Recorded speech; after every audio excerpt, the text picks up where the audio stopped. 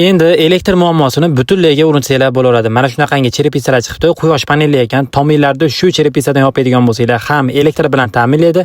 Ortib qolgan elektrni davlatga sotsanglar ham bo'ladi. Eng asosiysi o'zimiz O'zbekistonga olib kelib, o'rnatib berishyapti. Sizlarga pastda telefon raqamini qoldiramiz. Quyosh paneli o'rnatish juda arzonlab ketdi. 2.900.000 so'mdan 1 kilovati. Quyosh panel, metall konstruksiyasi, kabeli va invertorlar bilan birgalikda qo'yilmasa, bunaqa arzonligini sababi o'zlari to'g'ridan-to'g'ri olib kelishadi. O'zimiz Andijonda Luna Solar ofslari ham o'zimiz Andijonda kelib ko'rib olib kelsanglar ham bo'ladi. Bu faqat kichraytirilgan maketi, kattasi bo'ladi sizlar uylarga. Tomga qanaqa o'rnatilishini ko'rsatib qo'yilgan.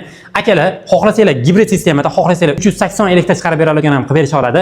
Akalar, zavodinglarmi yoki bo'lmasam xonadoninglarmi 2.900.000 so'mdan boshlab o'rnatib berisha oladi. Bu yerda katta versiyalari ham bor, ikki tomonligi ham bor va bundan tashqari bu yerda invertorlarni ham o'zlari olib kelishadi. Endi shunaqa suv isitgichlarda narxini so'raganlar uchun narxlari 5,5 million so'mdan boshlanarkan, litrga qarab narx o'zgaradi.